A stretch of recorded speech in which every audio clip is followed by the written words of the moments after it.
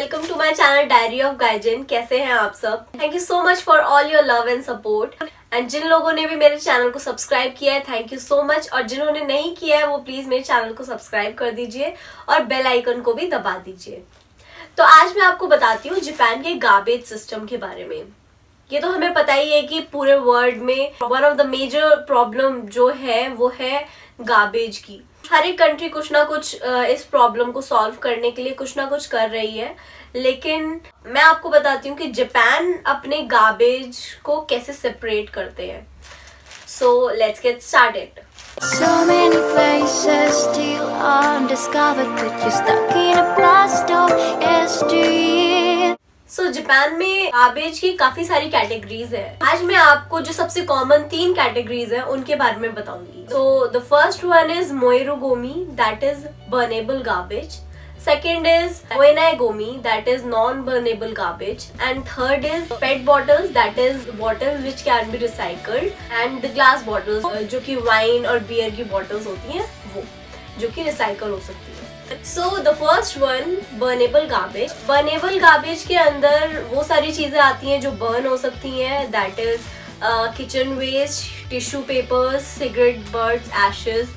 And even Japan में जो बर्नेबल garbage है उसके अंदर प्लास्टिक भी इंक्लूड करते हैं, your plastic oil bottles and जिसपे भी अगर किसी भी प्लास्टिक कंटेनर के ऊपर पेट बॉटल का मार्क नहीं लगा हुआ है, दैट मीन्स वो बर्नेबल गार्बेज है। सो किचन वेस्ट, हमारे कपड़े, जो भी चीज बर्न हो सकती है इजीली, वो सब बर्नेबल गार्बेज के अंडर आती है।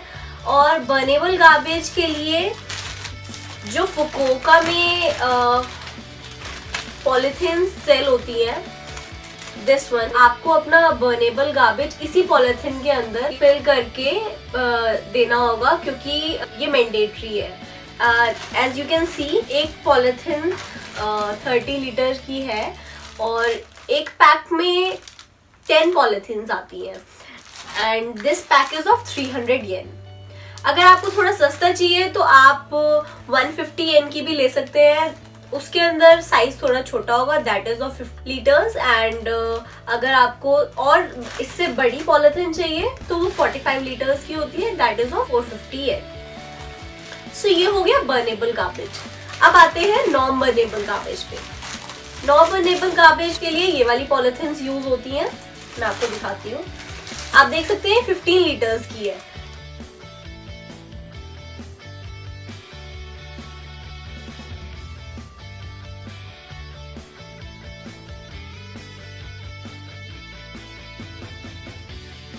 सो नॉन बर्नेबल गार्बेज के लिए ब्लू कलर की पॉलीथीन यूज होती है। इसके अंदर आप अपना सारा नॉन बर्नेबल गार्बेज डालेंगे। अब मैं आपको बता दूं कि नॉन बर्नेबल गार्बेज के अंदर क्या क्या आता है। आपके मेटल की कोई भी चीज हो गई, अगर आपके कप्स, ग्लास के कप्स हैं टूटे हुए, अगर टूटे हुए नहीं भी है तो भी, और अगर आपकी ग्लास की बॉटल्स क्रैक्ड है तो वो ये सब चीजें आपकी बर्नेबल नॉन बर्नेबल गार्बेज के अंदर आती है। जो भी, अगर आपकी बैटरीज हो गई, जिन भी चीजों को जलाने से नुकसान पहुंच सकता है, बैटरीज, आपकी डिओड्रेंट्स की bottles, anything that is in the glass form and that can harm, वो सब नॉन बर्नेबल गार्बेज के अंदर आता है। एंड वन मोर थिंग, अगर आपकी कप्स एंड प्लेट्स थोड़ी टूटी हुई हैं तो आपको उसे न्यूज़पेपर के अंदर अच्छे से रैप करके रखना होगा, ताकि जो भी गार्बेज ले जाने वाले लोग होते हैं उन्हें कोई हार्म ना पहुंचे। एंड इन केस अगर आपके गार्बेज के अंदर प्रॉपरली आपका गार्बेज ढंग से उसमें फिल नहीं होगा, अगर आपने टूटे हुए प्लेट्स या कप्स को ढंग से न्यूज़पेपर से रैप नहीं किया, तो आपको फाइन भी देना पड़ सकता है, दैट इज ऑफ 10 मिलियन येन, और आपको 5 साल की जेल भी हो सकती है। तो आप इस चीज में बिल्कुल भी लापरवाही ना करें, गार्बेज को अच्छे से रैप करके और फिर रखें। तो लास्ट वाला जो गार्बेज की कैटेगरी है वो है पेट बॉटल्स की। अब इस पेट बॉटल्स की कैटेगरी में जो आपकी ग्लास की बॉटल्स होती है जो अच्छी कंडीशन में है और जो दोबारा से रिसाइकल हो सकती है वो भी आती है।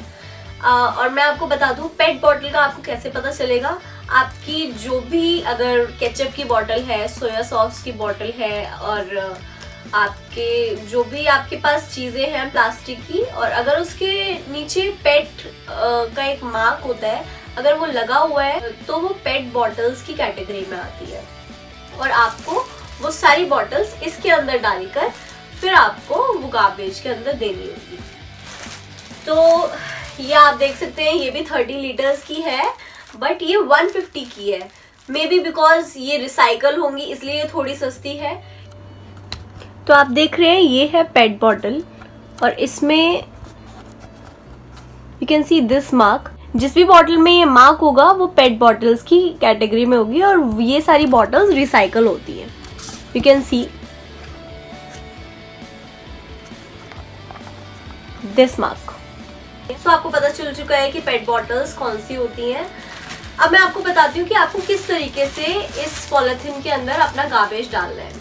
अब जैसे कि आपकी ये बॉटल्स हैं, अगर इसके अंदर जूस है या फिर कुछ भी लिक्विड है, आपको इसे वॉश करना है। सबसे पहले आपको जिसका रैपर है, आपको ऐसे करके इसे निकालना है, और हर बॉटल की कैप्स भी अलग करके डालनी है। आपको इस बॉटल को क्रश करके अच्छे से फिर इस पॉलिथीन के अंदर फिल करना है। और रही बात आपकी वाइन बॉटल्स की और बियर बॉटल्स की, उसका भी सेम केस है, आपको उसे धोना है अच्छे से, इसके अंदर डाल देना है।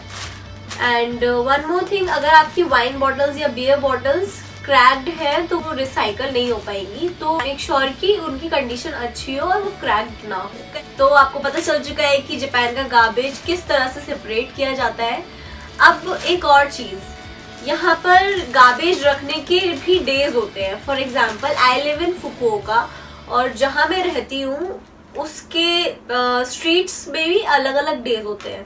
जिस स्ट्रीट में मैं रहती हूँ वहाँ पर ट्यूसडे और फ्राइडे की रात को बर्नेबल गार्बेज रखा जाता है, और मंथ की फर्स्ट वेडनेसडे को non burnable garbage, and third Wednesday को पेट बॉटल। इस तरह से लोग गार्बेज वाले डे पे अपना गार्बेज घर के बाहर रखते हैं, और रात के टाइम पे अराउंड 1 और 2 जो गार्बेज ट्रक्स हैं वो आते हैं और वो इन्हें लेकर चले जाते हैं।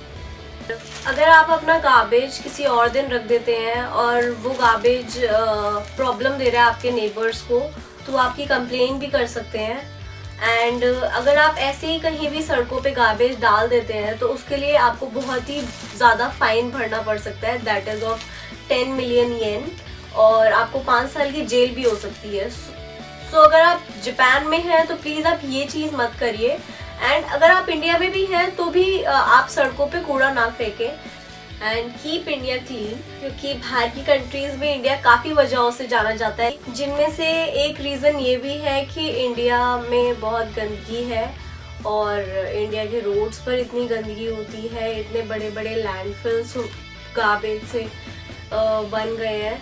तो वी मस्ट रियलाइज कि अब इस सब को सही करने के लिए हमें ही कुछ स्टेप लेने होंगे। ऐसा नहीं है कि जापान का जो गार्बेज सिस्टम है वो इतना इफेक्टिव है, इतना इफेक्टिव नहीं है, क्योंकि जो इस पॉलिथीन में जो गार्बेज जाता है वो प्लास्टिक भी जाता है, और प्लास्टिक हम सबको पता है कि एयर के लिए कितना हार्मफुल है। जब प्लास्टिक बर्न होता है तो कितनी हार्मफुल गैसेस निकलती है प्लास्टिक जलने के बाद, तो इतना यूजफुल भी नहीं है ये सिस्टम। लेकिन अगर इंडिया में ये सिस्टम भी आ जाए तो भी हम काफी प्लास्टिक को वेस्ट होने से बचा सकते हैं, वो प्लास्टिक रिसाइकल हो सकता है। और जहाँ तक रही जापान की बात, जापान खुद एक साल में 10 million tons of plastic produce करता है, तो it's very huge amount.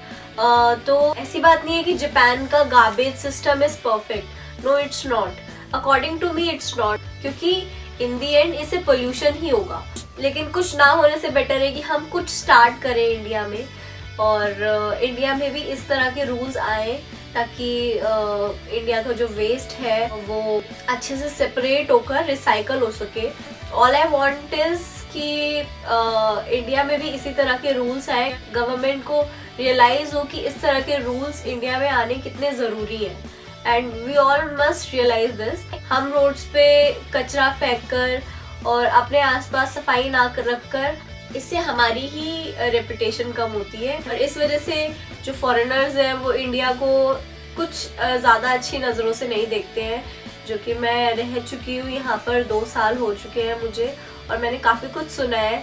That I will share in another vlog. लेकिन माई मेन मोटिव इज़ कि हम सबको रियलाइज़ हो कि हमें अपने आसपास साफ रखने की कितनी ज़रूरत है।